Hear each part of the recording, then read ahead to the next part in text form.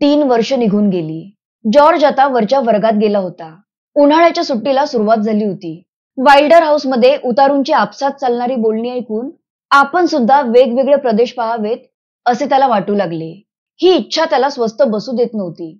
त्यामुळे त्या उन्हाळ्याच्या सुट्टीत त्याने मजुरांच्या ठेकेदाराकडे नाव नोंदवले.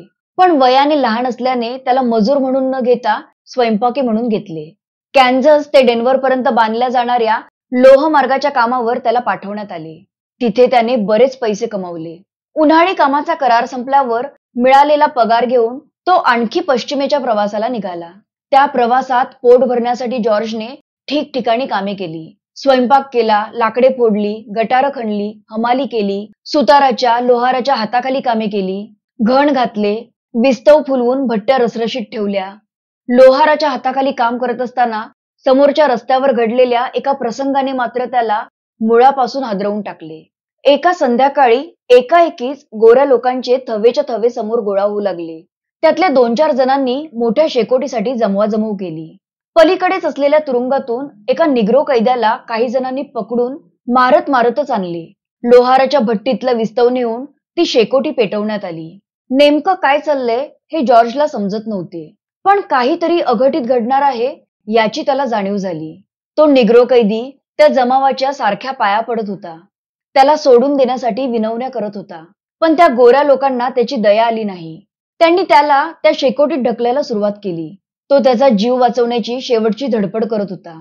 ती धडपड पाहून ते सगळे लोक आसुरी आनंदाने हसत होते, खिदळत होते. त्या जमावात फक्त पुरुषच नव्हते तर बायका आणि लहान मुले सुद्धा होती. शेवटी त्या निग्रोला त्या गोऱ्यांनी आगीत ढकललेच. तो त्या शेकोटीतून बाहेर येण्याचा प्रयत्न करत होता. पण ते लोक त्याला पुन्हा त्या आगीत ढकलत होते. ज्वालांच्या उजेडात दिसणारे त्या माणसाच्या चेहऱ्यावरचे कारुण्य, अगतिकता जॉर्जच्या हृदयाला पीळ पाडत होती. जळणाऱ्या त्या मांसाच्या वासाने त्याच्या पोटात ढवळले, भडभडून आले. काळ्या कातडीचा अर्थ काय असतो हे त्या दिवशी जॉर्जला पूर्णपणे समजले. त्या दिवशी त्याला एक गोष्ट समजली की कृष्णवर्णाने आपली योग्यता सिद्ध करणे म्हणजे साक्षात मृत्यूला आमंत्रण देणे होय. इतरांप्रमाणे राजमार्गाने जाऊन ज्ञान मिळवणे निग्रोंना शक्य नव्हते. त्यामुळे त्याला आता कोणाच्याही डोळ्यावर येणार नाही असे जीव वाचवून शिकावे लागणार होते. ती रात्र जॉर्जने जागून काढली आणि पहाट होण्यापूर्वीच त्याने ते वर्णद्वेष्टांचे गाव सोडले. या सर्व प्रवासात तो जिथे जिथे गेला तिथे तिथे काम करताना नजरेला पडणाऱ्या काळ्या बायकांना पाहून त्यात एखादी रुपेरी केसांची बाई दिसली की त्याला वाटायचे की आपली आई अशीच असेल का? पण लगेच लक्षात यायचे की आपली आई अशीच असली तरी आपण तिला कसे ओळखणार? पुढे दक्षिणेकडे न्यू मेक्सिकोकडे जाणाऱ्या प्रवाशांबरोबर तो तिथे गेला. त्याने पूर्वी कधीही न पाहिलेल्या तिथल्या वनस्पतींनी त्याचे लक्ष वेधून घेतले. तिथली रानफुलं गोळा करण्यात तो तासनतास रममाण व्हायचा. याच रखरखीत प्रदेशात त्याला एका संध्याकाळी दिसलेल्या एका विलक्षण फुलाने त्याचे लक्ष वेधून घेतले. ते आगळे वेगळे फूल त्याने लगेच एका कागदावर उतरवले. 15 वर्षांनंतर याच रेखाटनावरून त्याने तयार केलेल्या चित्राचा वर्ल्ड कोलंबियन एक्सपोजिशन मध्ये सन्माननीय उल्लेख करण्यात आला होता. इथली मोकळी हवा जॉर्जला चांगलीच मानवली. विशेष कष्ट करावे न लागल्यामुळे त्याची शारीरिक वाढ झपाट्याने होऊ लागली. तो अंगापिंडाने भरू लागला. पण इथे त्याला हवी असणारी शाळा नसल्याने तो पुन्हा कॅन्झसच्या वाटेला लागला. कॅन्झस मधल्या ओलेथे गावात त्याला एका न्हाव्याच्या नॅट दादाच्या दुकानात नोकरी मिळाली. पोटापाण्याचा प्रश्न मिटल्यामुळे तो त्या गावात राहिला. त्या गावातल्या ल्युसी सिमोर नावाच्या बाईच्या बागेने त्याचे लक्ष वेधून घेतले. तो नकळत त्या बागेत शिरला आणि निरीक्षण करू लागला. हे पाहून ल्युसी मावशीने त्याची चौकशी केली. तेव्हा जॉर्जने तिला तिच्या बागेतली हायसिंथस नीट का वाढत नाहीये हे सांगितले. तसेच त्याने गुलाबांची रोपटी ठीकठाक केली. जॉर्जच्या एकूणच टापटीपपणाचा आणि स्वच्छतेचा अंदाज आल्याने ल्युसी मावशीने त्याला तिच्या घरात ठेवून घेतले.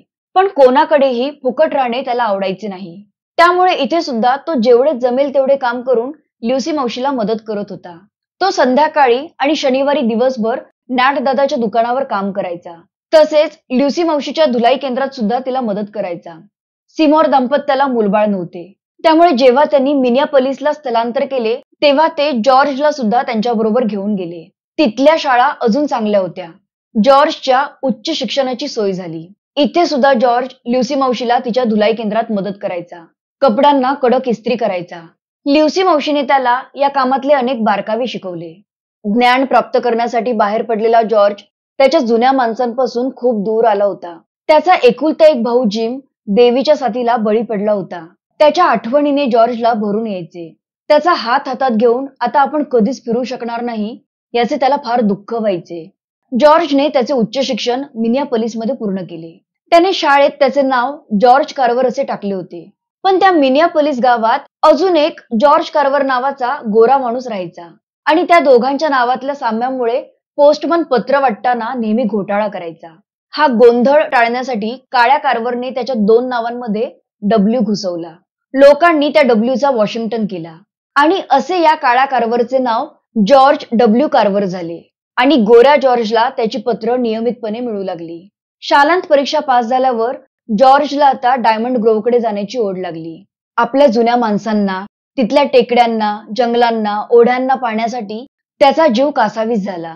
ल्युसी मावशीला त्याच्या भावना समजत होत्या. तिने त्याच्या प्रवासाची संपूर्ण तयारी करून दिली. आयुष्यात पहिल्यांदाच आगगाडीने जॉर्ज डायमंड ग्रोव्हकडे निघाला. मोझेस बाबा आणि सुजनबाईंना जॉर्जला बघून खूप आनंद झाला. सर्व गावकऱ्यांना सुद्धा जॉर्जच्या जिद्दीचे, धडपडीचे, यशाचे कौतुक वाटले. तिथे त्याने घालवलेल्या ते थोड्याशा काळात सुद्धा जॉर्जने बऱ्याच गोष्टी सर्वांना शिकवल्या. सुजनबाईंना वेगवेगळे पदार्थ शिकवले. गावकऱ्यांना थोड्या वेळात जास्तीत जास्त कपडे कसे धुवावेत हे शिकवले.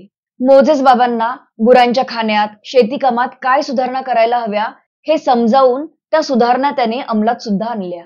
हे सगळे पाहून मोझेस बाबांनी कौतुकाने त्याची पाठ थोपटली. रोज रात्री जॉर्ज झोपण्यासाठी त्याच्या आईच्या खोपटात जायचा. ते खोपटे त्याने झाडून साफ केले होते. तिथला आईचा जुना चरखा त्याने पुसून चकचकीत केला होता. याच चरख्यावर कातलेल्या सुतापासून विणलेल्या कापडाची झबली आईने आपल्याला घातली असतील असे त्याच्या मनात यायचे. तो चरखा म्हणजे त्याला त्याच्या आईशी जोडणारी एकमेव वस्तू होती. या दरम्यान एके दिवशी जॉर्ज मारिया आत्या आणि अँडी काकांना सुद्धा भेटून आला. त्यांच्या शिळोप्याच्या गप्पा झाल्या.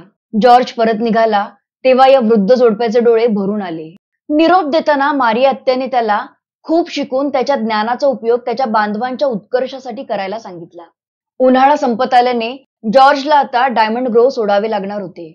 त्याने जाण्याची तयारी सुरू केली. मोझेस बाबांची आता जॉर्जने इथेच राहावे अशी इच्छा होती. पण जॉर्जला अजून खूप शिकायचे होते. सुजनबाईंनी मोझेस बाबांची समजूत काढली. डायमंड ग्रोव्ह सोडताना जॉर्जने मोझेस बाबांकडून त्याच्या आईचा सूत कातण्याचा चरखा मागितला. त्यांनी सुद्धा मोठ्या कौतुकाने तो दिला.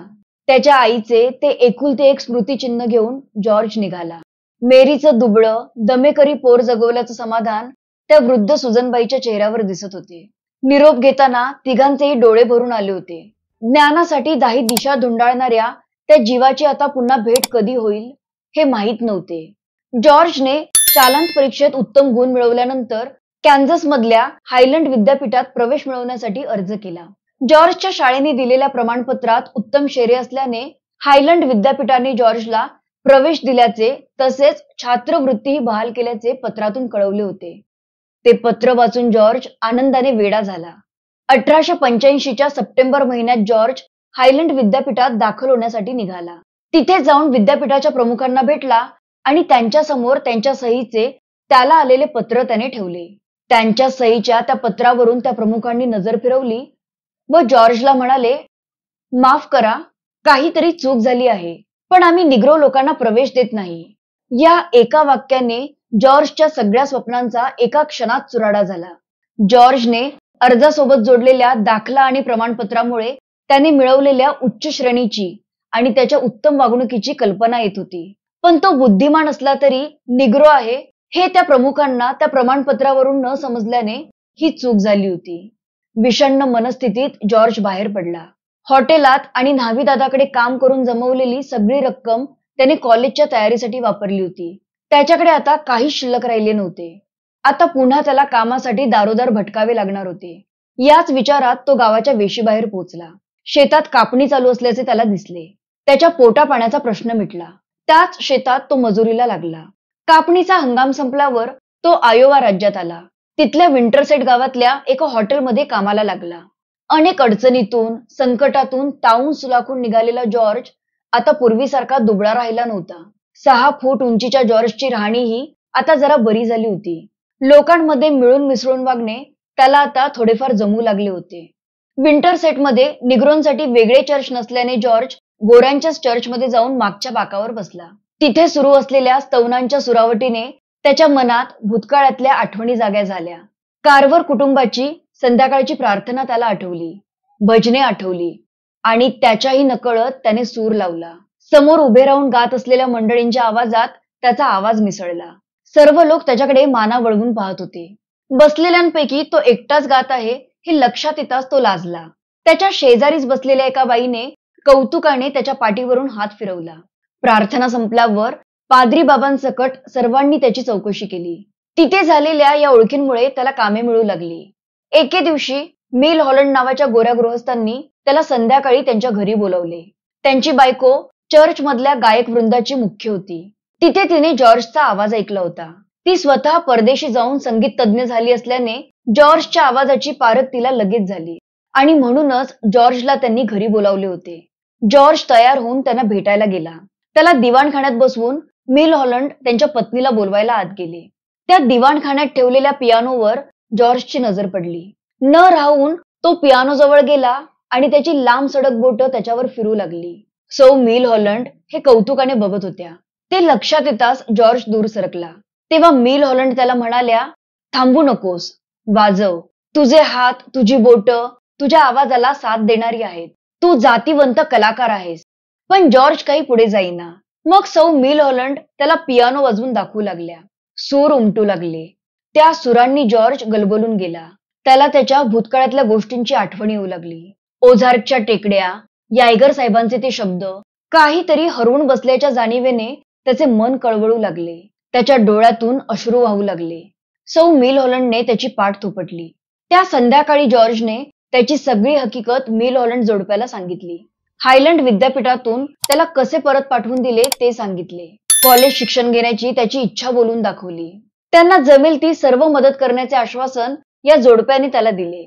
सहानुभूतीने आपले सर्व ऐकून घेणारी माणसे भेटल्यामुळे जॉर्जला भरून आले. इथे असेपर्यंत संगीत शिकायला माझ्याकडे येत जा, असे सौ मिल हॉलंड जॉर्जला म्हणाल्या. जॉर्ज आनंदाने तयार झाला. त्या बदल्यात त्यांची बाग सुंदर फुलवून देण्याचे त्याने कबूल केले. त्यानंतर जेव्हा जेव्हा जॉर्जला हॉटेलमधून सुट्टी मिळायची तो मिल हॉलंडच्या घरी यायचा. त्यांच्या बागेत काम करायचा, पियानोवर रियाज करायचा, संगीत शिकायचा. हळूहळू त्या बागेत फुलं डोलू लागली. त्याचे हात सराईतपणे पियानोवर फिरू लागले. त्याचे संगीत बहरू लागले. एके दिवशी मिल हॉलंडने जॉर्जची त्यांच्या भाच्याशी डॅन ब्राऊनशी ओळख करून दिली. डॅनला त्यांनी जॉर्ज बद्दल सर्व सांगितले होते. डॅन जॉर्जसाठी एक आनंदाची बातमी घेऊन आला होता.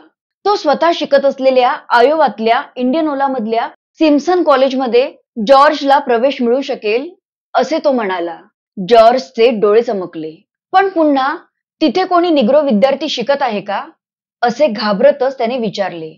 यावर सध्या तरी नाही, पण हे कॉलेज अब्राहम लिंकनला आयुष्यभर साथ करणाऱ्या बिशप मॅथ्यू सिम्सन, जे आयुष्यभर गुलामगिरी विरुद्ध लढले, त्यांनी बांधले आहे. त्यामुळे त्याला तिथे प्रवेश नक्कीच मिळेल असे डॅन म्हणाला.